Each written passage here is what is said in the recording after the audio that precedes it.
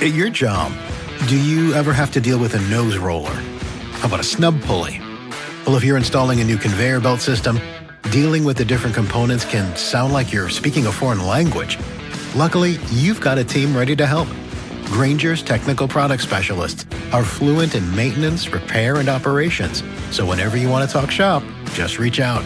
Call, click Grainger.com, or just stop by. Grainger, for the ones who get it done. High Five Casino lets you play your favorite slot and live table games like blackjack with the chance to redeem for real cash prizes. High Five Casino has a giant selection of over 1,200 games, including hundreds of exclusive games only found on High Five Casino. It's always free to play, and free coins are given out every 4 hours. Ready to have your own high five moment? Visit highfivecasino.com. That's high, 5, casino.com. No purchase necessary. Void where prohibited by law. Must be 21 years or older. Terms and conditions apply. Your dining room is the heart of your home, where meals are shared and memories are made. At Ashley, you'll find affordable dining furniture in a range of classic and modern styles. Ashley small space sets and extendable tables are designed to fit beautifully into any space, from cozy breakfast nooks and kitchens to formal dining areas fit for a feast. And with mix-and-match seating options, everyone at your table gets the perfect seat. At Ashley, style is served. Shop in-store or online today. Hello, this is international football commentator Derek Ray, and you're listening to the Ranks FC podcast.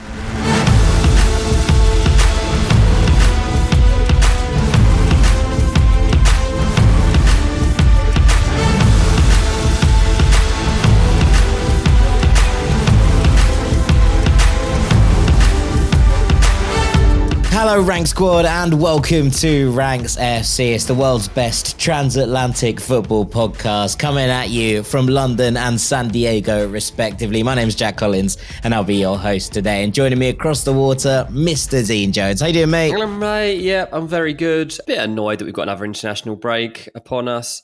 Really can't get into the flow of the season when this keeps happening, but we've got one more to go after this one and then hopefully we get a bit of a run before then have a winter break. So yeah, it is what it is, mate, but it gives us a bit of a chance to take stock and a few managers to kind of catch their breath and figure out how much longer they might be in their jobs, to be honest. Yeah, I mean, look, this is the fourth time we're doing this episode, sacking or saving Europe's under fire managers. It's a V4. I don't think we've ever got to V4 on anything before. Even 5x5 is younger than this episode. So this really is a rank staple coming back to this one.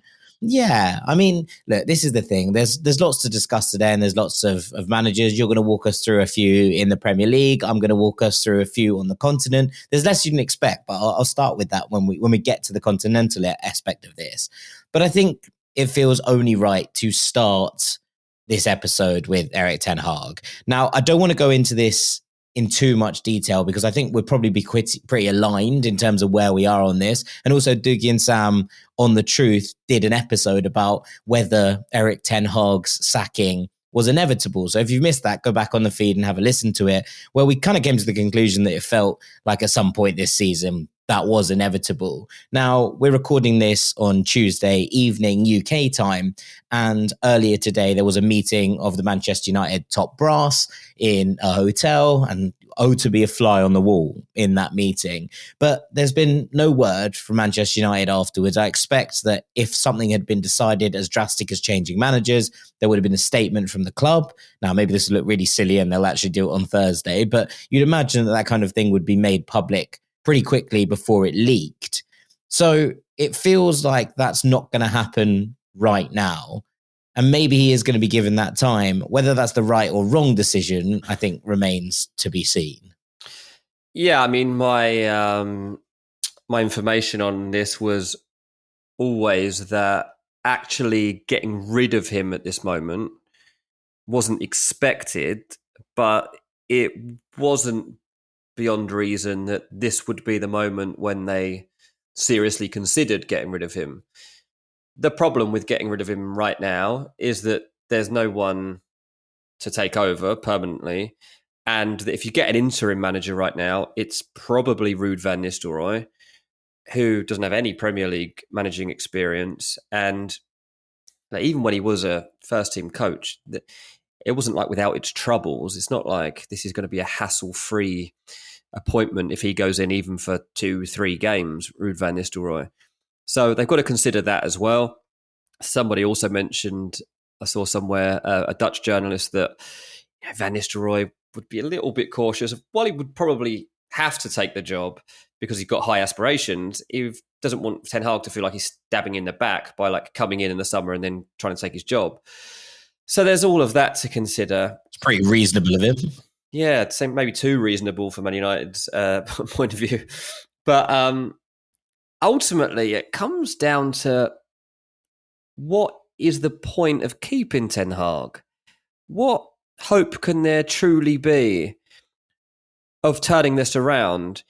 And if Sir Jim Ratcliffe has sat in this meeting, not just as a part owner of this football club, but also as a lifelong Man United fan, and he sat there for 7 hours discussing the season so far, where they're heading, it takes a hell of an argument from someone in that room to convince him that this is going well, right? And that's the thing I can't quite get my head around for how Ten Hag comes out of this okay. Because I think at the very least, his job has to be on the line between now and the next international break. And I think that is a reasonable period from which to properly judge him, but also to actually get rid of him and decide who's coming in next. There are no obvious candidates to take over at this moment in time, so I think that's a problem too. I don't think there's anybody that you could say, he's available, give him the job, he'll do better. And I don't even think there's anybody who is in a job that is gettable that you could say, pay the compensation, give him the job, that will be better. This is a really tricky situation for Man United, but at the end of the day, they're in the bottom half of the league table. They've failed to win both of their European games so far. They made big signings in the summer that was supposed to progress the team. They signed a defensive midfielder that is supposed to fix that problem. He's left on the bench at the weekend and doesn't even come on. They can't score goals. Their defending is now relying on a partnership of Harry Maguire and Johnny Evans out of choice, which is bizarre. And for all the talk of rotation from Erik Ten Hag and players needing rest, the one player he continues to play every single game is available is Bruno Fernandes, who's probably been their worst player of the season so far. Impossible to get your head around all this. There is no argument that could say that he's doing well. So he quite rightly is right now seen by every single bookmakers as the favourite to be the first Premier League manager to leave his post. And for that reason, there's no point actually including him in the ranking here that we're going to do in the show. And we're kind of just setting the stall out here as like, this is the guy that is most likely to lose his job first, because he actually, I don't even know how he's still in it. So that's where we stand right now. I don't know if you have any justification for why he might stay. I assume you don't. But if you do, this is your chance, Jack. Yeah, I mean, I don't think that there's any reasonable way to argue that Erik Ten Hag feels like the man to turn Manchester United around, right? And I appreciate there are different arguments at different bits. My only concern is by putting in more caretakers, by putting in temporary managers, if you haven't got a defined target, if you haven't, you go to the summer and you talk to all these people, you talk to Thomas Tuchel, you talk to Thomas Frank, you talk to Marco Silva, and you decide that none of them are candidates worthy of taking over in the summer, then I feel like you therefore don't feel that those people are the people to take Manchester United forward, right? Because if they weren't good enough in the summer, and we can have all the arguments you want around FA Cup wins and League Cup wins and all of those things, and there are reasonable arguments to be made that ultimately, if it's about success and trophies, then Ten Hag is delivering that in a period where not very many managers are. That doesn't make Manchester United good, but it means that they are at least becoming a good team in cups at the very least. Now, Roy Keane's had lots to say about this and saying that a team is a cup team is a massive backhanded compliment. and that actually what you want is sustainable and serious growth. But equally, I do think that if none of those managers tickled their fancy in the summer, why would they therefore come back to them at this point? That doesn't add up to me. So they have to therefore look at who the alternatives on the table are. Now, I've seen a few people moot Zinedine Zidane. There have been more appealing jobs, I think, to someone like Zinedine Zidane that he has decided not to go for. I think he's biding his time for the France job, to be perfectly honest with you, when Didier Deschamps decides that he's going to actually part ways with the France national team. I don't understand why Zidane would have turned down numerous approaches from numerous clubs over the last 2-3 years since he's left Real Madrid, and then come back and be like, yeah, I'm going to take over at Manchester United. That feels like the kind of place that I could make my mark. Equally, I don't know if they're trying to find a style, because I don't think you can say that Erik ten Hag has a style at this point. I'm not 100% sure what the plan is. And, there's all that chat about coming back to the plan. I don't know what it is. I don't know what it looks like. Yeah. So it does a manager who's as pragmatic and able to deal with the bits in front of him as Zidane was at Real Madrid maybe appeal. I can see that. But unless you have kind of guarantees that he's going to take the job, I don't really know how that works out, how that shakes out. And so therefore, I suppose the only credible argument right now, United are currently, according to the old European Clubs Index, at their lowest ebb since Alex Ferguson left the club. Yeah. So it's a downward trend under Erik ten Hag pretty much. And so you get to that point, you're like, well, there's no real...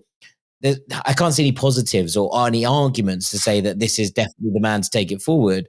But equally, if they don't have a replacement, then I don't really see what another season of chopping, changing managers, putting interims in, putting Van Nistelrooy in, what are they going to do? Call Solskjaer back? I don't know. No, but they're not. I don't see how that moves them forward in any way, when actually they should be using this time and using this period to actually associate who they want as this next manager and start to line them up for that moment where the situation becomes completely untenable. Yeah, exactly that. It's bizarre. Zidane's not going to be the next Man United manager. I don't even think he speaks English, does he? For the same reason. I mean, there was a report last week that... He might be pretending not to speak English to Jim Ratcliffe anyway. Inzaghi was linked last week saying he declined it, I think. I don't think Inzaghi speaks English. Man United can't go for a coach that doesn't speak English. Like, that's ridiculous. So... yeah, I honestly don't know what the answer is. I don't know, man. Hansi Flick's doing a pretty good job at Barcelona without speaking Spanish. Yeah, I'd probably argue that Barcelona are better at football than Man United. Fair point. But if let's just flip this for 1 second, Jack, and make it let's take the story on a bit and assume, let's say Ten Hag does lose his job, right? Let's say that they look to appoint a permanent manager right now. I don't think this is sexy. I don't think it's guaranteed to work, but I think Thomas Frank would be my pick. I really do think Thomas Frank would be my pick. And I think, given that he spoke to United in the summer, given that since then Pep Guardiola has spoken up Thomas Frank, given this start to the season that Brentford have had and the impact that he can have against big teams, I think he'd have a genuine chance. Yeah, I mean, I do too.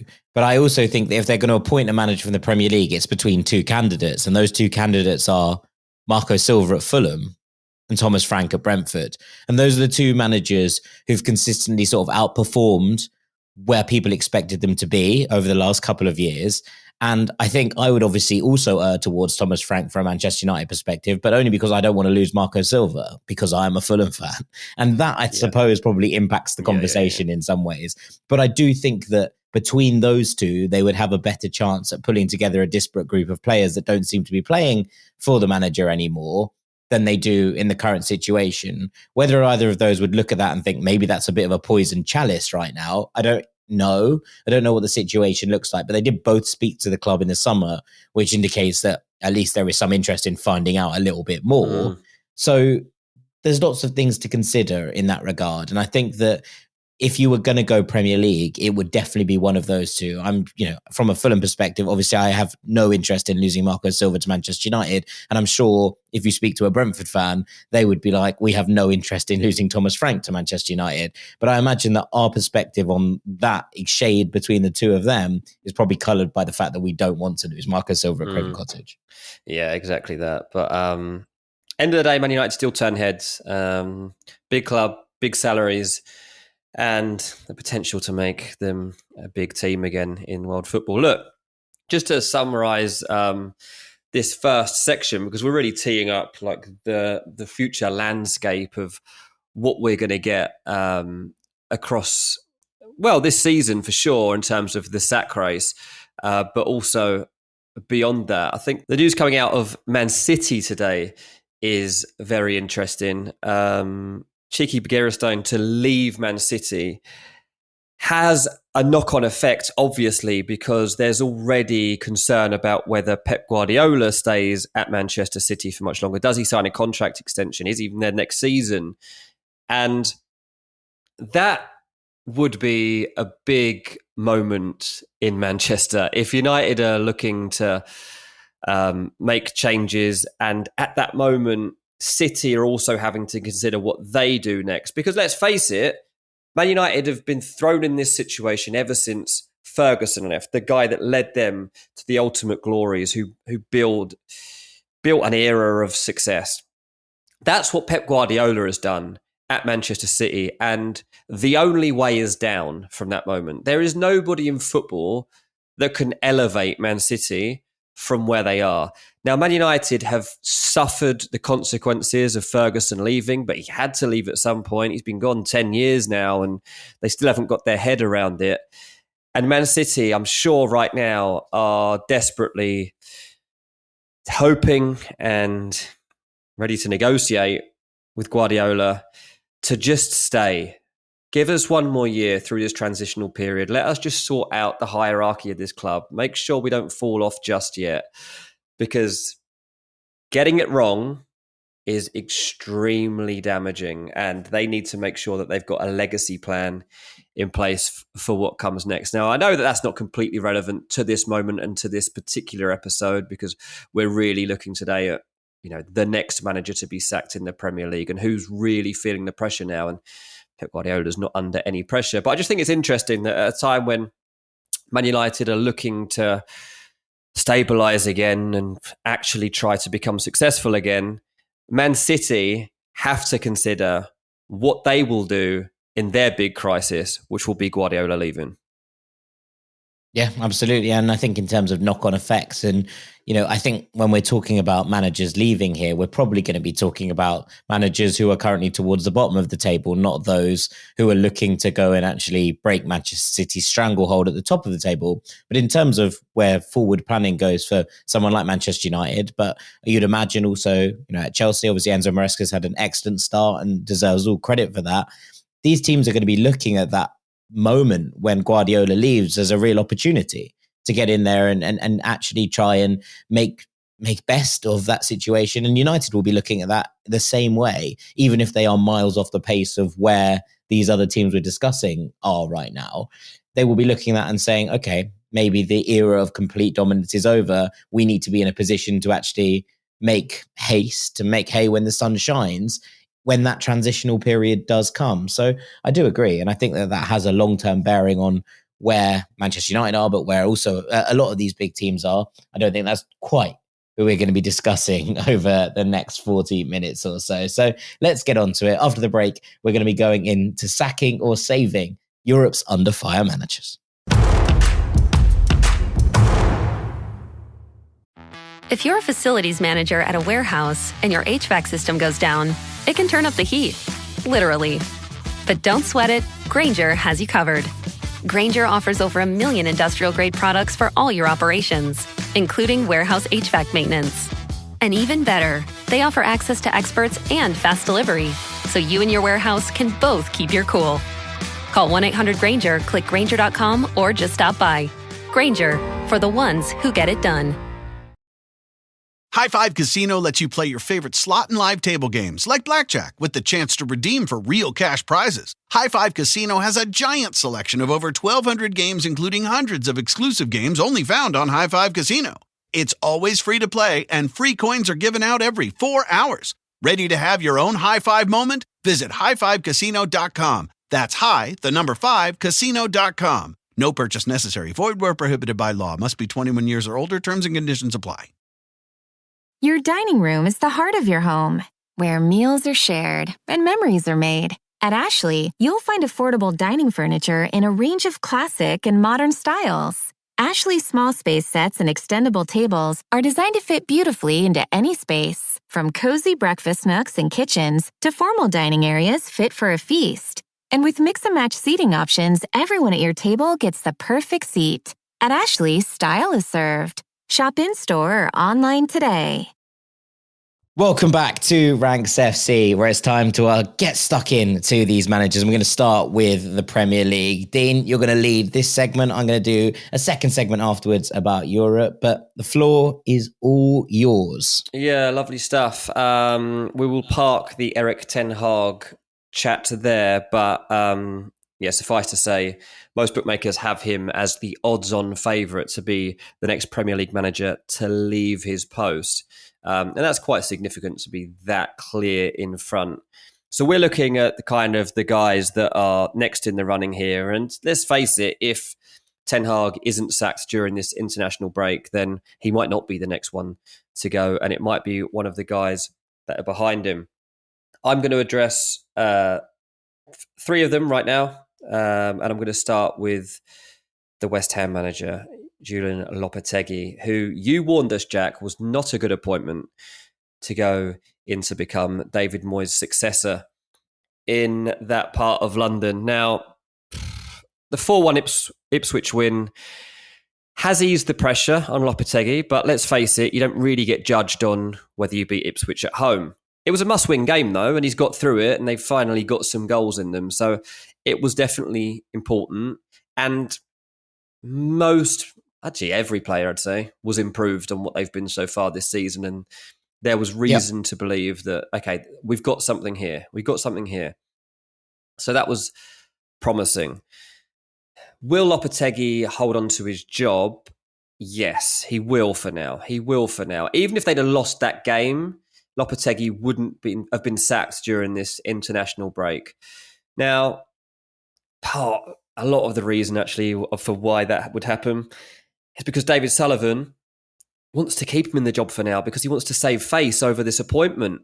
He was the man ultimately that brought him into the club after being recommended him by agents and advisors and decided to go with it. So Tim Steidten, who typically should have really been on the line here for an appointment like this, isn't really, because he wasn't his idea, and I'm not even sure if he was totally on board with it. Certainly there were a lot of people at West Ham who weren't convinced that Lopetegui was the right fit for the team that West Ham had and were about to build. But they spent a lot of money in the summer. They won the transfer window, which is never a good thing, actually. And now Lopetegui is having to feel the consequences of that because he has a very good squad, and yet somehow he's had a very bad team. I mean, West Ham have been so poor in some of their matches across this season. Currently, they are 12th in the table, which doesn't sound disastrous, but if you look across some of the performances that we've seen so far this season, they've just been so passive. They were lucky to get away with the 1-1 that they got at Fulham. They were terrible in the 3-0 home defeat to Chelsea. They were a bit better against Liverpool in the League Cup, but they still lost 5-1. They just haven't got going so far this season. They need the 4-1 against Ipswich to be the start of something. But their first game back is Tottenham away. That is a massive, massive moment in any West Ham fan's diary for the year ahead. They hate Tottenham. They love beating Tottenham. And I don't think there'll be too many fans that will be looking forward to that trip unless they watched the second half of Tottenham's game the other day to give themselves some hope. I think one of the big problems in the early days of Lopetegui's reign has been that he's been too stubborn at times in terms of his team selection and his style of play. But I think he's having to loosen up a little bit. I think he's having to become more open-minded. And as a result of that, I think West Ham are going to be a bit of a better watch as we move forward. They haven't been helped by the fact that players like Paqueta have been nowhere near their best. Paqueta's had a poor season so far, and he's not the only one. Defensively, they've been a bit of a shambles. They've started to stabilise a little bit. Tadebo's finally found his feet and hopefully can improve them now. Jared Bowen, certainly found his rhythm in that Ipswich game. But again, can you really judge that to be something that sets them apart going forward? Ultimately, I think that the spell of games that West Ham have now are extremely important to Lopetegui. You know, the next 4 before we get to the international break, Tottenham, a massive derby, then you've got Man United at home, which West Ham should fancy. You know, they should take that game to United and go for it. Yep. And then they've got Forest and Everton, which, you know, for any other season, West Ham should see that as winnable. Before this season, West Ham fans were talking about hopes of qualifying for Europe through means of the top 5 in the table. They were so excited about what was possible with their lineup. And now... fairly so as well, considering some of the talent that was brought in this summer, I think. Yeah, absolutely. I mean, look, they're only 6 points off of the top 5, so it's not like it's a million miles away. But in terms of the style, in terms of Lopetegui's approach, it seems unreachable right now. So there's a lot of hope at the moment that the boss becomes a bit more free-spirited as we move forward. Yeah, I mean, they were improved against Ipswich, and whilst a lot of that was down to individual players really stepping up, and obviously we saw all of the front 4 score, I did think that the midfield had a far better balance than what we've seen across the rest of this season from West Ham. Guido Rodriguez and Thomas Souček playing, a little bit deeper, with Paqueta given that license to run around in front of them. All of that felt more natural than some of the midfield trios we've been seeing across the course of it. Todibo and Kilman on paper is a very, very good centre-back partnership, right? And whilst they've had their struggles settling them in, Kilman less than Todibo, but he hasn't been great either. It does feel like actually on paper, this side should be moving forwards and progressing. I'm still not convinced by Lopetegui's style of play. I'm also completely unconvinced by the fact that loads of people seem to think he's a really progressive manager, which I assume is just because people have seen that he's Spanish, rather than actually watching any of Lopetegui's teams play. His Wolves side were pretty dour. His Sevilla side were really dour. They won things. And this was the thing. I didn't say at the start of this season I didn't think Lopetegui could succeed at West Ham. I said that I didn't think that they were getting what they thought they were getting, which was a far more progressive, ball-dominant side. Lopetegui, in so many ways, is not a particularly progressive manager. He was quite early on in his career. But actually, as the years have gone on, and obviously there was that horrible stint with Real Madrid and with the Spain team, and all of it just felt all over the place for so many different things, that he's just become more and more conservative with the way that he plays across the course of his career. And those early days at Sevilla were good because they won things. But as soon as it stopped being good, it became really bad. And that's because the team were playing a style of football that doesn't really inspire any sort of confidence or emotion. And that's, I think, where I struggled with this appointment, because it felt like West Ham wanted to move forward into someone that was going to be able to inspire them to play more aggressive football, more progressive football, be on the front foot a little bit more. It's not really what Lopetegui does. So it's good that he's sorted out some sort of balance or some semblance of balance in this midfield. But equally, I still don't think it's going to be thrill a minute. And if that's what Hammers fans are looking for, they've got the wrong man in charge. But there is a sense of stability and the ability to build a team that is more than the sum of its parts with Lopetegui.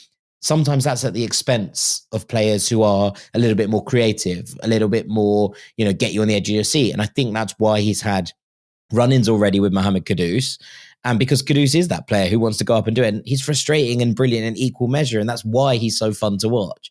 But that's not really what Lopetegui wants. So it's going to be interesting to see how that one develops as well, everything else. But this was a much-needed win, as you say, a much better performance. And this next 4 games feels like an interesting period, because Forest have been very, very good defensively, and I think that they will give West Ham a real run for their money. And Everton obviously had a couple of big results now in a row that feel like they're able to move forward. That feels like a big, big game at the end of this window before the international break there, which could be a little bit, bust or. Yeah. I mean, look, Ipswich at home, the way that it turned out to be, you probably won't have an easier Premier League game all season, if I'm totally honest. But Southampton at home. Possibly. On the flip of that, they needed that. That's the game they needed, especially in that moment, to raise morale, to give them confidence going into the break, and to come out of it feeling a bit bigger, a bit taller, a bit happier about themselves. And now the stalwarts of that West Ham team that understand this next fixture against Tottenham can explain to the rest of them like what it means to the club, and never mind Lopetegui and whether you like him or not. And I'll be honest, I've heard reports that there are a fair few people that are not convinced about Lopetegui.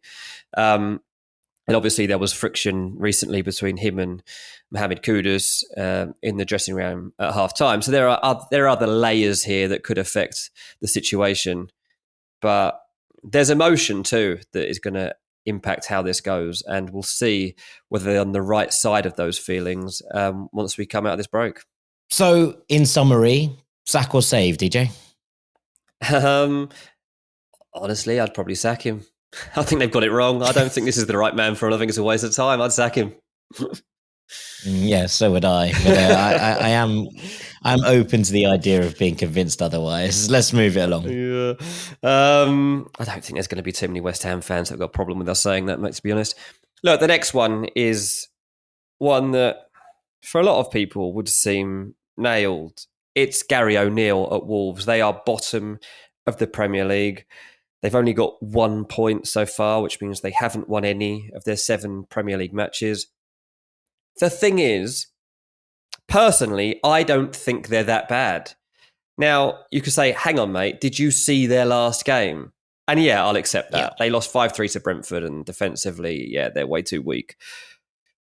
But in possession, I actually really like Wolves, and I think that there are signs that this can turn around under Gary O'Neill, and I quite like Gary O'Neill, and I want this to work out. Now, they've just made a sacking at Wolves, which I think is quite interesting. It's the set-piece coach, Jack Wilson, who Gary O'Neill talked about during pre-season adoringly. He was fascinated by this guy. He loved how deeply analytical he was, and he loved the conversations that he could have, and he felt like they were on the same level and all these sorts of things.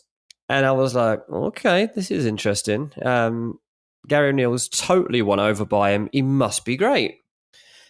They've now sacked him, and I feel that he's possibly actually the scapegoat for what has happened. Now, Wolves have conceded the most goals this season. They've conceded 21 goals, and they've actually conceded from set pieces in 5 of their 7 games. So you could say, well, he's not really done his job, has he? Especially as Wolves have scored just once from a dead ball so far this season. Not really a great reflection on this set piece coach. But obviously, if the board are like, to Gary O'Neill, look, what's going on, mate? Like, what's your mate doing? We're not any better in these set pieces. In fact, we seem to be getting worse at them. O'Neill might have gone, yeah, get rid of him. Because he's trying to protect himself, obviously, right now. I don't know that necessarily happened in that way, but it's very interesting to me that they have made the decision to sack him, but they are sticking by the manager right now. So the chairman, Jeff Shee, and the sporting director, Matt Hobbs, are united. They are behind Gary O'Neill. There is no chance that Gary O'Neill is getting sacked during this international break, despite 6 defeats from 7 league matches. So that's where we are right now. And I think that what is important here is that Gary O'Neill realizes that he might well be in the last chance saloon, even with that backing. Now, they come out of the international break and they go straight into a fixture at home to Manchester City. Not ideal. Not ideal for a team that haven't won a game this season. They then play Brighton away. Not ideal. They did win that game last year. Yeah, they did. Brighton away. It's not impossible, but it's not great. The good thing is they then have Crystal Palace home, Southampton home, Fulham away, Bournemouth home, Everton away. 5 games that you look at and think, okay, if we've got anything about us within these 5 games, you've got to really be looking at like 9 points, something like that. That's got to be your marker. You're not going to win all 5, obviously, especially on the sort of form that they're in. But there are certainly 3 winnable games in that little pack of games. And then when you come out of it and you're actually facing a team like West Ham, who by then may have even got rid of their own manager, like we just discussed, that's a really important time because you're approaching that Christmas period. You know that the team that's bottom of the table at Christmas gets relegated and all the rest of it. But as it stands right now, the ownership are just really showing no signs of actually parting ways with Gary O'Neill. And in fact, they're talking about how aligned they are with Gary O'Neill. And they always talk about how impressed with his work ethic they are. And I think they use the word about his humility as well. And I still think, mate, that when Gary O'Neill went on Sky Sports Monday Night Football that time, I think that was one of the best PR moves I've ever seen a manager make. Everyone was so blown away by Gary O'Neill and the way he spoke that night and the way that Sky then showed what he'd worked on in training and how it was replicated in an actual game. I think that worked wonders for him. I am backing him, mate. I am backing Gary O'Neill. Now, I'll wait to hear what you've got to say before we come to the big verdicts, but you got a lot of persuading to do here for me to give up on this guy. Look, I think Wolves' problems run deeper than Gary O'Neill, right? I think that actually this was the summer where it really showed that the ownership under Fosun, which obviously started off so, aggressively in the market and really going out and trying to make Wolves into this team that they could, push towards the Champions League. And I remember all the things with Ruben Neves signing and them saying Champions League in the Championship and all of those kind of things, right? It feels like that support has duly dropped off over the years. I think in terms of what they've done in recruitment, they're not even going to net zero. It feels like anymore. They're not, bringing in what they get in. They're actually making profit each week. And actually watching some of his press conferences, I read a really good piece by Steve Madeley in The Athletic about the game against Brentford and why that was the game where the conversation changed around Gary O'Neill. It wasn't necessarily a 100% he is going to be the man going forward. Yeah. But having read that and read the comments and then looked into it and done some deep diving, I did think it was interesting to see how that level of support from the ownership has dwindled in the years that followed. And actually instead, it seems to be being used as a PR vehicle in order to try and boost their name and the Wolves' name in various markets from a business perspective. And that's never a good thing, right? When you're taking a club and you're actually looking at where they're going. But they just really do feel like they're trying to go down the Brighton model, but without the kind of Brighton element of actually playing week in, week out and being able to compete. And look, that signing of Andre, I think is a really excellent signing. And he was someone that I really, really wanted to come to Fulham. And I think he will be flipped for major profit because I think he's a real talent. But around the pitch, you do see certain players coming in elsewhere and not addressing the key areas. It felt like this commitment to playing, with one style and playing with four at the back is being really tested. And especially when you've got different players like Bueno in there who you feel can only really play in a three at the back. But then Wolves now only have three fit centre-backs with Mosquera's injury that's going to rule him out for the rest of the season. So they can't really switch, because they can't have no centre-back depth on the bench, because what if someone gets injured? What if someone's having a terrible game? All of the above. So it puts them in a really difficult position where I don't think Gary O'Neill has been given quite the squad he needs. Equally, I don't think he's doing a particularly good job at making that squad tick. And some of the body language that's going around at the moment, Mario Lemina bursting into tears at the end of a game and players, having to console him as he's going off the pitch. That shouldn't be where you're at this point in the season. I don't care how bad it is. And, there's plenty of time to turn this around. The Wolves have the squad with enough talent to get above three other teams in this division. This squad is good. I was really impressed with some of the signings. I think Strand Larsen is a really good pickup. I think Andre is a really good pickup. But it doesn't feel like they've got that balance right across the course of the squad. And I don't know, something about that bursting into tears really stuck with me. It's stuck in my jaw because I don't think that's how you behave at this point in the season, even if things are going pretty badly. It doesn't make sense to me that's just your club captain. He's supposed to be stepping up and setting an example. And I appreciate emotion. Don't get me wrong. I'm the most emotional man in the world, right? But it just didn't feel like the kind of thing you do if you have complete faith in what's going on. And that worries me. I don't know who Wolves would get in. Is like, we had this conversation about Ten Hag, and therefore I would be verging on the kind of fence on this one. But I don't think Gary O'Neill is doing a very good job. And the way that he's speaking and saying someday someone's going to just tell me to stop and I will stop, I don't think bodes particularly well. So I'm going to say that Wolves might need to just give themselves a shot in the arm, and maybe a new manager is the person to do that. So I'm going to say sack. Yeah, interesting. I'm going to back him. I'm going to say he deserves a bit more time here. I think he could turn this around. They just can't defend, Dean. I don't understand why they can't defend. And Duncan Alexander wrote a really good thing in The Athletic as well. And he was talking about Gary O'Neill. He was talking about that Monday Night Football appearance, actually. And he was basically like, he went on TV and won the hearts of the nation by talking about a defensive masterclass against Manchester City to beat the champions. There are no defensive masterclasses at Molineux anymore. I would go further. There is no defence at Molineux anymore. They've conceded 21 goals this season. They just can't be doing that. It's just not acceptable. Yeah, it was weird. And I mean, the owners have continued to insist that they were right not to buy another centre-back in the summer market, and that was never going to be. They were not right. Spoiler. Yeah, I think that's now been disproven. Obviously, you're unlucky with the Mosquera injury, but that's exactly why you do buy another centre-back. And I'm not saying Max Kilman is the biggest loss in the world, because I think they got good money for a player that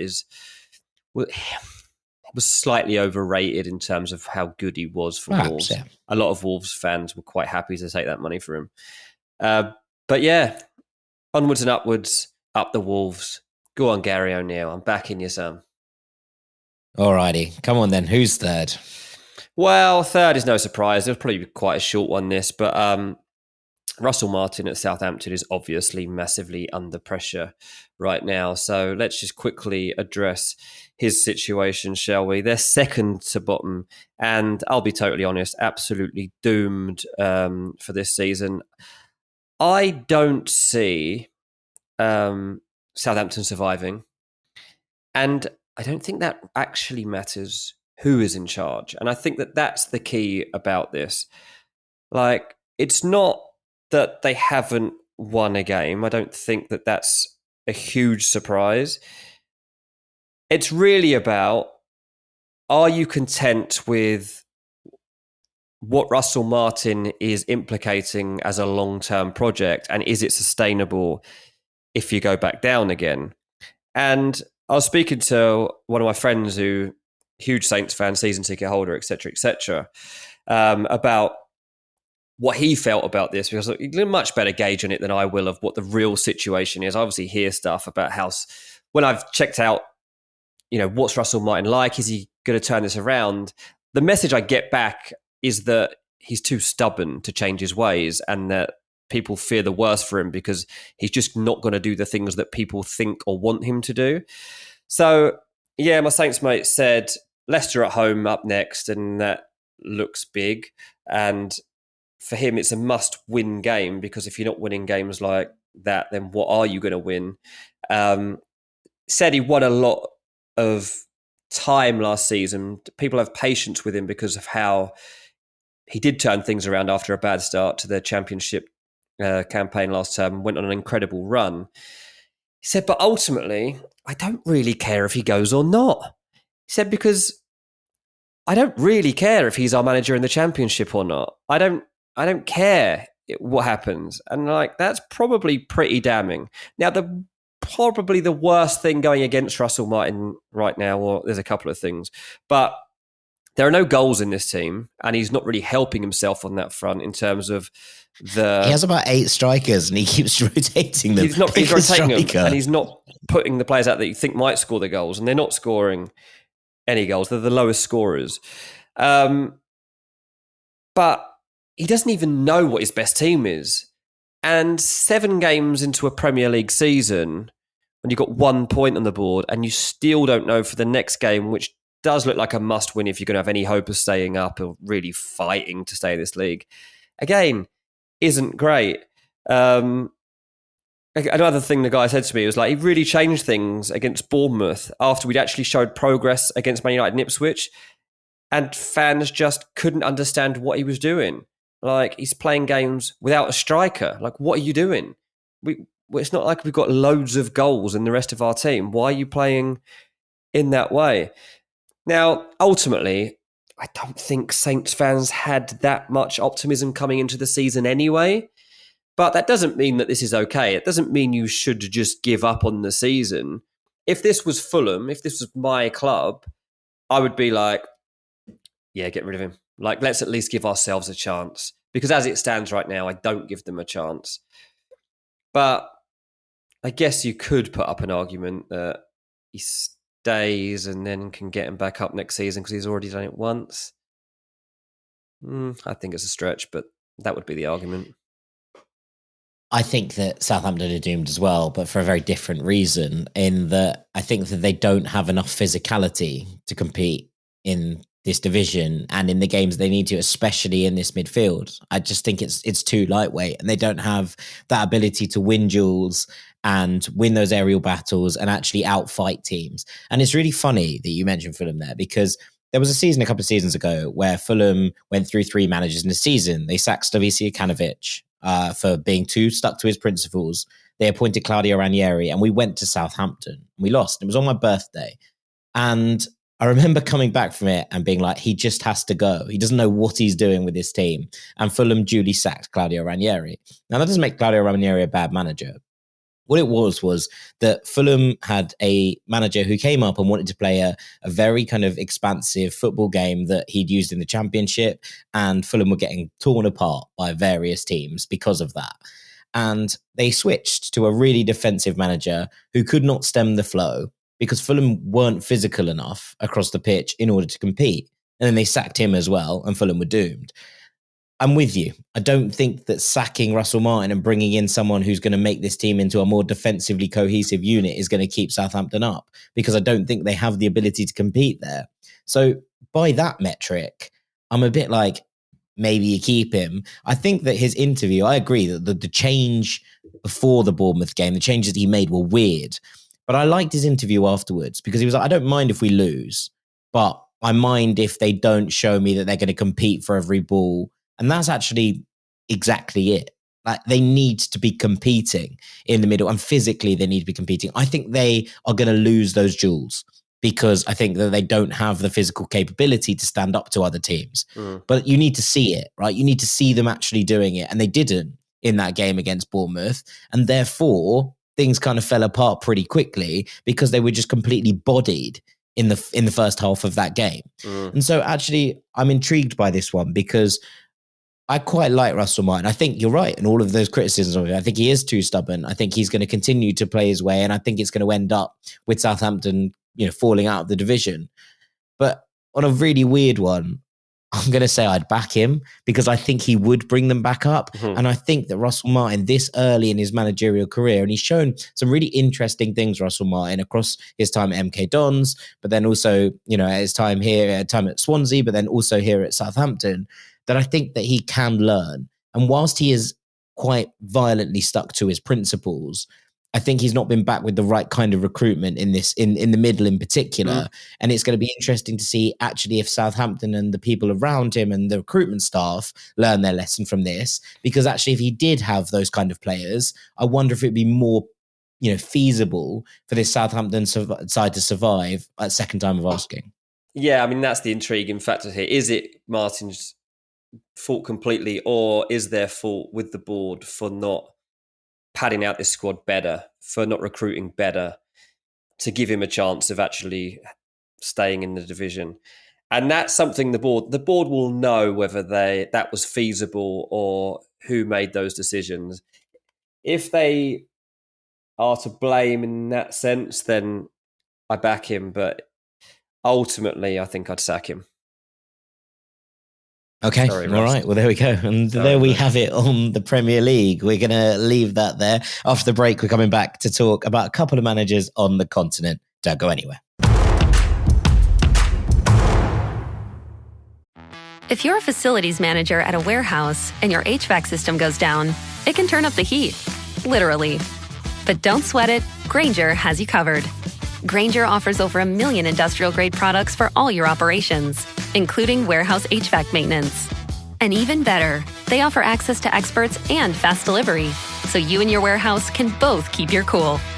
Call 1-800-GRAINGER, click Grainger.com, or just stop by. Grainger, for the ones who get it done. It's time to have your high-five moment with High Five Casino, the top social casino where the action and real prizes never stop. Fun spins and big wins are right at your fingertips with over 1,000 games, including High Five Casino exclusives. High Five Casino is always free to play with free coins given out every 4 hours. Sign up today for a free welcome offer that can get you spinning and winning right away. Visit highfivecasino.com. High Five Casino. No purchase necessary. Void where prohibited by law. Must be 21 years or older. Terms and conditions apply. Your dining room is the heart of your home, where meals are shared and memories are made. At Ashley, you'll find affordable dining furniture in a range of classic and modern styles. Ashley's small space sets and extendable tables are designed to fit beautifully into any space, from cozy breakfast nooks and kitchens to formal dining areas fit for a feast. And with mix-and-match seating options, everyone at your table gets the perfect seat. At Ashley, style is served. Shop in-store or online today. Welcome back to Ranks FC, where it's time to go continental. And I've got a couple of managers that I want to talk about on the continent, Dean. I want to start with Paulo Fonseca at AC Milan. Now, a glance at the Serie A table, and people might look at this and say, that's pretty weird. Milan are 6th. They're 5 points off top. And they're 2 points off being in the Champions League spots, which is exactly where you'd kind of imagine that they would have been aiming at the start of the season. Now, there would have been some people who would have thought that Milan might have been in a title tussle this year. I don't think that either of us were amongst those people. And I don't think any Milan fan with their heads screwed on properly would have said, yeah, this is a team capable of taking on Inter for the title, considering the summer that they had. So you kind of come to this with Fonseca, and we're in a place where we've been to already. He's been under fire since almost the moment he took the job. And this is the second international break of the season. And Paulo Fonseca looks like his tenure is completely and utterly in the balance again. In fact, the press in Italy are reporting that he has 3 games to save his job, which is exactly what happened in the last international break. So they had a really bad start to the season. Pre-season went really well, and then they came into the actual Serie A season and just didn't look up to it. So by the time the first international break came around, he was like, oh, no, don't worry. They lost to Liverpool in the Champions League at home, and everyone was like, oh, God. And then he pulls out this miracle that they go and beat Inter 2-1 in the derby, Inter's nominal home game. And it felt like a real moment of kind of like, okay, Fonseca's Milan can play. And then they win again the week after. They beat Lecce, and it felt like they had a bit of momentum. And I think at that point, even the 1-0 loss to Leverkusen, grumbling though there was, I think everyone was like, okay, it's the German champions. They are where they are. We've just got to accept that sometimes you lose games like that. And actually, Milan could have snatched a point at the end. They probably wouldn't have deserved it, but they could have snatched a point at the end. Then at the weekend, everything came crashing down. Their 2-1 defeat against Fiorentina happened in one of the maddest games you will ever see. There were 3 penalties in this game. All 3 of them were missed, 2 of them from Milan. And afterwards, Fonseca came out and basically was like, Pulisic is the penalty taker, and Teo took the ball off him in the first half, and Tammy Abraham took the ball off him in the second half, and that is unacceptable. And immediately what's happened there is, in the Italian press, the headline is basically, Fonseca has no control over his team. Now, this isn't the first time that we're seeing these kind of headlines. There was a fallout, obviously, on pitch, very public, with Teo Hernandez, who's Milan's captain, and Rafael Leao, who's been their best player. And honestly, over the last couple of years, at the very least, not this season, we should probably know. And I think that there is this sense that actually those players are not playing for him. They played in the derby and they turned up, and Milan were excellent and they won. And one of the biggest results, I think, in recent history for Milan, but also one of the best results to go and win it on Inter's terms, if you will. But since then, it's all kind of regressed to the mean again. Rafael Leao was invisible in the Fiorentina game. Teo gave away a penalty, missed another one, and then got himself sent off. These are players whose heads have gone. And ultimately, so much of what's been good about Milan in the last few years, especially under Pioli, was down to that left-hand side of Teo and Rafa Leao, who were able to rip teams apart in attack. Fonseca falling out with both of them, or on paper falling out with both of them, is not a great look. The Milan Ultras are not enjoying him whatsoever. They had questions when he was brought in. There was a little bit of a protest. They didn't really want him, considering his history at Roma and all of that. And now it looks like he's basically back in the same spot again. 3 games to save his job.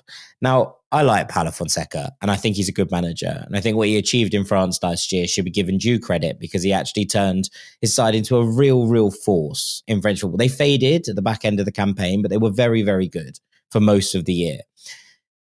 The problem with this is that once a fan base turns on you, once the board have given you an ultimatum once before and they're giving you another one, the question is, at some point, are you just going to run out of road? Because if you'll continue having to save your job, that's never a good place to be. The flip of that, I suppose, is that Pioli at one point was given a couple of games to save his job. He did so and turned Milan into champions the year after. So it doesn't mean that it's doomed.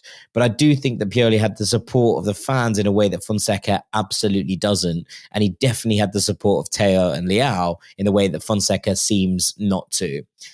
The other side of this is, who would they replace him with? And some of the names being touted are deeply uncomfortable. So the name's been thrown around. Igor Tudor did an okay job with Lazio last year, but plays a very different system, plays a 3 at the back, and therefore doesn't necessarily fit.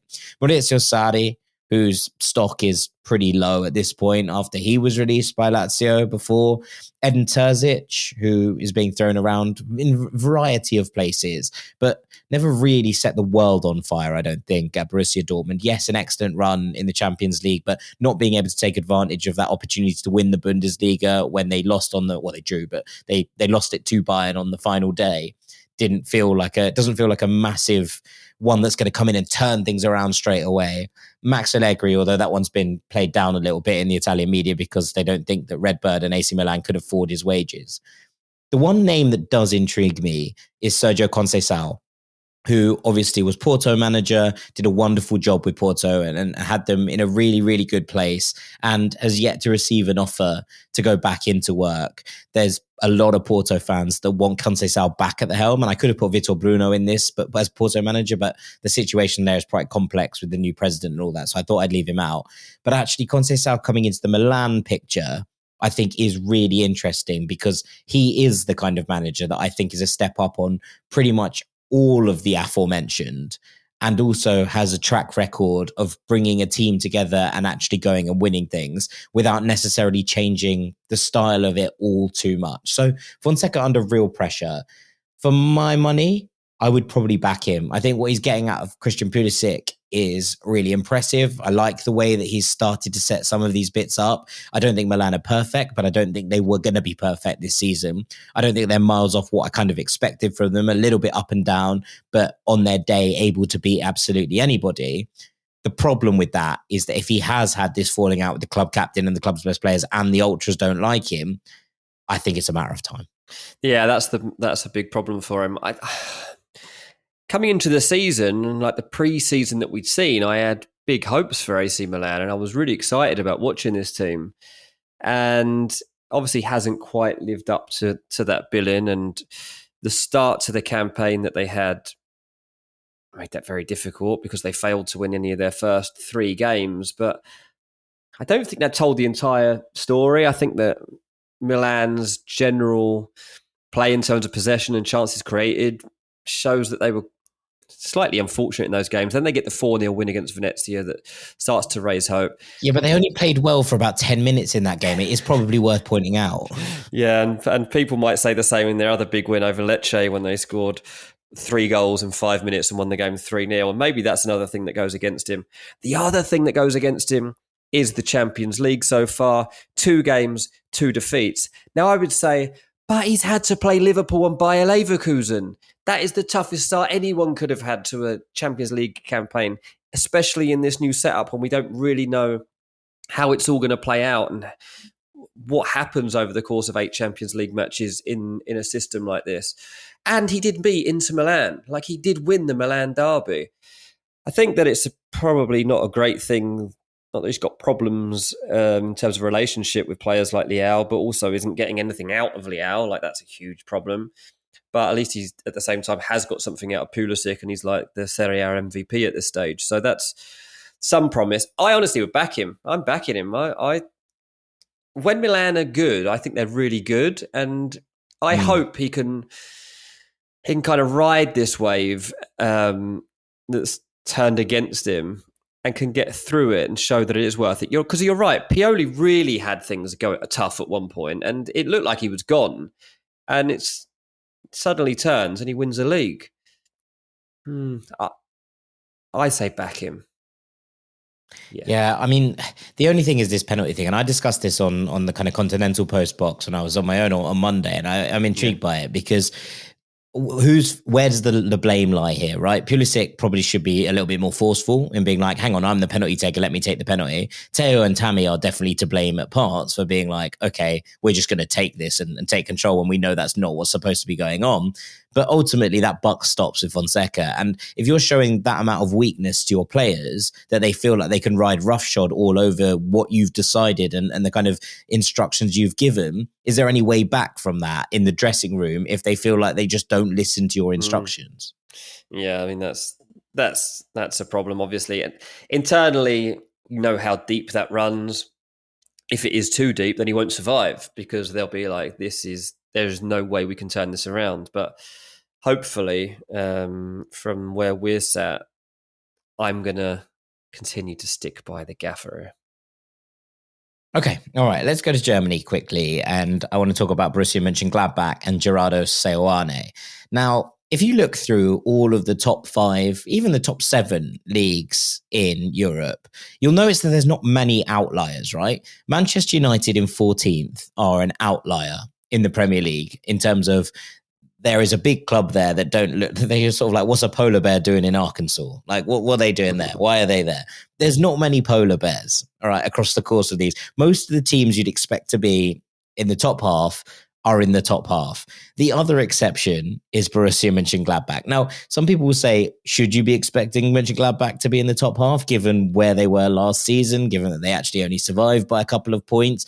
And that's fair enough. But I think in terms of names and teams that have been sort of regularly in European football over the course of the last decade, they jump out at me as chilling in 14th in the Bundesliga is really not pretty. And Seoane is under major pressure to keep his job at Gladbach because they lost 2-1 on Friday to Augsburg. And he's another one, which is being claimed that he has a 3-game to save his job period over the next one. Bild claiming that today. Okay. He's got Heidenheim, Mainz, and Werder Bremen. Now, Heidenheim have had a decent start to the season. They've been really fun at parts. They've kind of tailed off from a really, really hot beginning. But those are 3 teams in 9th, 10th, and 11th currently in the league. Now, Gladbach needs to be finding 7-odd points, really, from that. They're 14th at the moment, 6 points from 6. So that would really require a turnaround. And after the game on Friday, the club's sporting director, Roland Virkus, basically said, I'm extremely disappointed with the performance. It was by far our worst game, and I really can't explain it. So Virkus took over from Max Eber a couple of years ago, and he, has had a couple of managers, Daniel Farker in there, Adi Hutter. They were both there for a season each. And they were kind of looking to build something with Seoane, who did a decent job, I think, at Leverkusen a couple of years ago, and ultimately did fall apart there. But his first couple of seasons there, they played some really entertaining football, and they were pretty good, across the course of it. Now, he was supposed to come in and kind of arrest the slide of Gladbach over the last couple of years.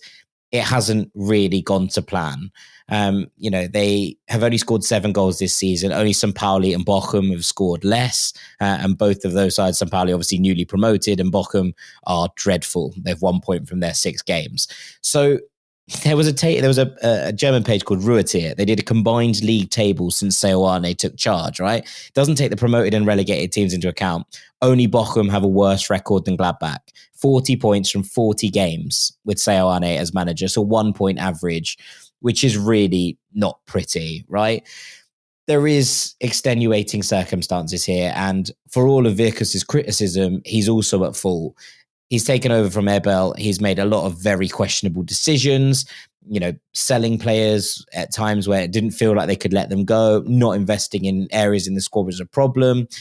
There's a couple of good additions. Tim Kleindienst from Heidenheim looks like a good bit of business. Aside from that, it's been a variety of cast-offs, free transfers, returning loanees to fill big gaps in the squad. They lost Manu Kone to Roma, and then Christoph Kramer and Patrick Herrmann both retired this summer. Last year, they lost Jonas Hoffmann to Bayer Leverkusen, Marcus Thuram, obviously, to Inter, Rami Bensebaini, who obviously went to Dortmund, Lars Stindl, Jordan Bayer went off to Burnley. It feels like they lost a lot of the core, which had been part of the Gladbach squads that had gone on and been impressive in Europe. Seoane's done a good job with a couple of these players. Robin Hack, Frank Honorat, both arrived last summer, and they were both good last year, and young Rocco Reitz. But as much as I like him, I wonder if this is a job too far in terms of turning it around. But I don't necessarily think that's his fault, because I think Gladbach need to look beyond the manager if they're going to address the slide, though. I don't think it's a coincidence that it's really occurred since Virkus took over from Ebel. And the fact is that they are not being able to replace high, good talents with ones of similar caliber. There are some young, exciting players here. There are a couple of players who have made that step up. Kleindienst has been really, really good. And it's been really great watching him. He's in the Germany squad now. But equally, that's a lot of players to lose. He has not been given the tools, I think, at his disposal in order to actually deal with it in a proper way. And I think that whilst he will get the sack here at some point, because I don't think the squad is good enough, I think Gladbach's problems run deeper.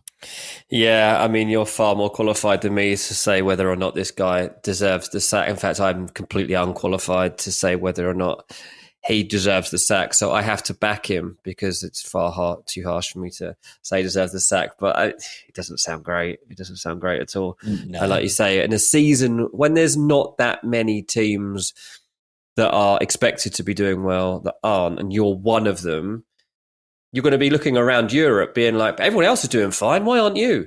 And so that point that you opened with is a pretty good one. Yeah, I think so. They're a polar bear in Arkansas right now, and that is always going to raise some eyebrows. I can't believe I'm saying this, but my third one is Ivan Juric, who was made the manager of Roma literally like less than a month ago. But in Corriere dello Sport today, they're already saying that his future's in question. It's really weird. They've had a couple of pretty poor performances. They drew with Monza at the weekend. They lost to Elfsborg, really surprisingly, in the Europa League. And to be honest, Juric didn't come into this with a whole basket full of credit, because the Roma fans were absolutely devastated with the sacking of Daniele De Rossi before he even came in. Now, for the first couple of games, things look good. And there are some positives to Juric's reign at this point. He's really started to unlock Artem Dovbyk, who's started to score some goals. He started to look like the player that we saw win the Pichichi for Girona last season in La Liga. But it just feels like everything is piling up on Ivan Juric. And the results need to almost be perfect in order for him to fix it. Now, Roma aren't doing too bad. They're 9th, right? They've got 10 points. They're 3 points off the top 4, and they're 6 points off top. So it's not like Roma are absolutely, devastated or well off the pace or any of that. The performances haven't been great. And I'd admit that the Elfsborg game was an absolute shambles. I don't know how they managed to be quite that bad. They struggled past Venezia before that. It's almost like the first couple of, moments, and you saw that Udinese game where Roma really kicked into gear and Dovbyk got going. You're like, okay, Udinese are being good. That's new. That's interesting. Then they played the first half against Athletic in the Europa League, and they're brilliant. They're absolutely sensational. They should have been 2-3-0 up at half time. They ended up conceding a late equaliser. They struggle then past Venezia. They lose to Elfsborg. They draw with Roma. Their next game after the international break is against Inter at the Olimpico. And considering the way that Inter played on Friday, you would worry for Roma in that game, considering the way that they're playing. Then they have Dynamo Kiev in the Europa League. Then they're away to Fiorentina, who obviously just beat Milan and look like they might be finding a little bit of rhythm. And then they play Torino, who are in cracking nick themselves and have had a really, really good start to this season. So you're kind of looking at that and going, That's a tricky run of games, right? That's a really tricky run of games before this international break. They have USG in the Europa League, they're away to Verona, and then they finish with a home game against Bologna. So it's quite a busy period for the Italian teams in this next one. We're talking about some of the Premier League teams, there's 4 games. There's 7 for Roma here, albeit 2 of them are in the Europa League. That's a lot of games. The other thing that comes into play here that's perhaps a little bit more than what it seems is that a lot of the chat around De Rossi's sacking was to do with the CEO, right? And that CEO was then basically hounded out of Rome by the fans. Yeah. She's now resigned, and part of it was to do with apparently tensions and power struggles in the back rooms between De Rossi and their CEO. So the fact that she has now left the club, look, just so we're clear, fans should not be chasing anyone out of positions of power. Let's just be frank about that. But the fact that that has changed and that situation has changed, it does almost feel like Roma have this weird opportunity slate to basically be like, any time that Juric goes on a bad run of results, and to be honest, considering he's already on one, 2 or 3 after the international break might spell the end of him, they could almost reach back out and be like, we're really sorry. Can you come back, Daniele? We didn't mean it. And I think that the fans would be absolutely over the moon about that. Now, for what it's worth, I don't think Roma should sack Juric. I think he's a very good manager. And I think actually he has the capability to turn this side round. There are lots of positive signs, even if the performances haven't been great. And actually, I think that Juric deserves his shot with a really good squad because he's done some excellent work over his time in Serie A. But I don't know if this position is tenable if the fans are literally like shouting for De Rossi every game. They're standing outside games for the first 10 minutes to show their support for Daniele De Rossi. They're booing the manager every time he's done anything, whether they're winning or losing. At that point, is it just you're banging your head against a brick wall? Or is there a way around this for a manager, especially when you know that the old manager who was so beloved is still just chilling there in the background?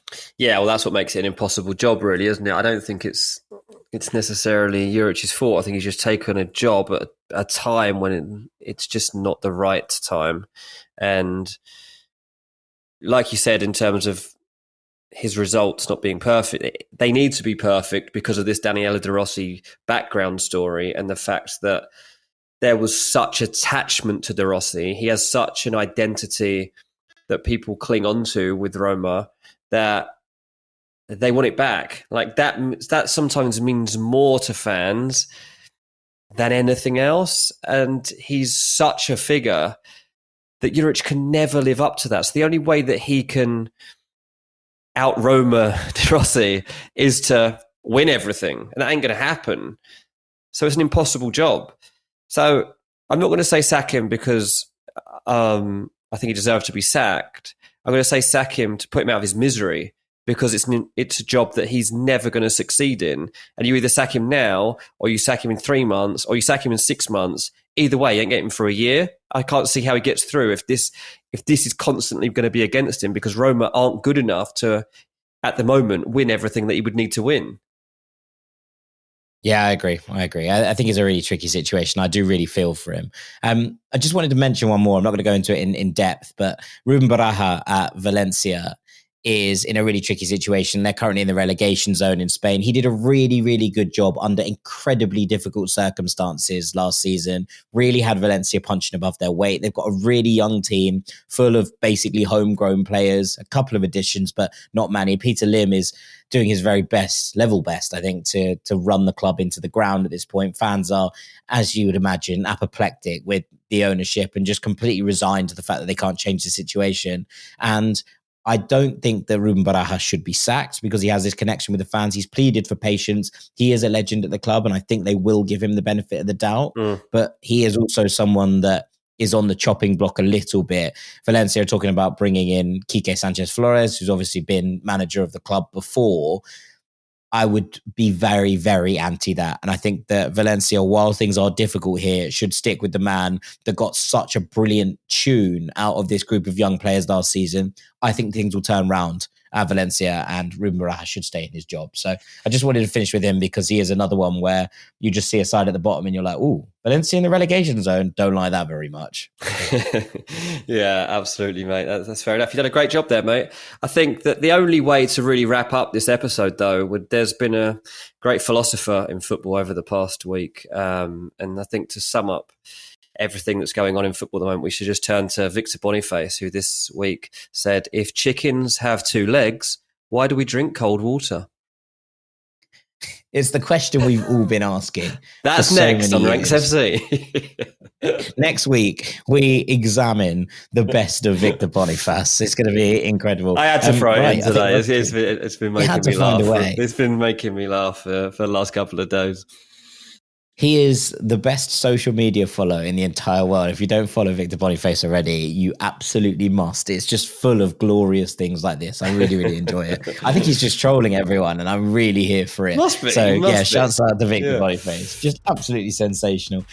Right, so that is it from us. Sam and Doogie are going to be back on Friday. They are talking about Paul Pogba and whether he can resurrect his career on this Friday's Truth. It was a very good episode. I'm very excited to share it with you later in the week. But for now, all that's left for me to do is say thank you very much to Mr. Dean Jones. Cheers, mate.